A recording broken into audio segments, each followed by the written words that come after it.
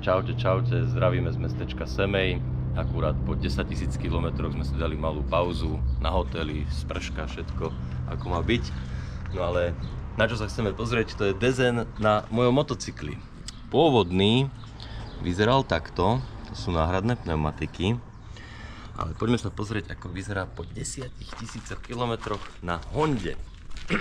To som totálne prekvapený, pretože naozaj tie odhady boli tak 1500, možno že 3000 vydrží, keďže vzadu nie je diferenciál, ale v podstate stále tam niečo je, nejaký materiál. Čo je ale zaujímavé, tak vpredu, na prednom kolese, čo som myslel, že sa vôbec nebude drať, sú tie štople zodraté oveľa viac, najmä tie bočné, tieto, alebo teda také, nie úplne tie stredové, ale tieto, tie majú možno už len 0,5 cm.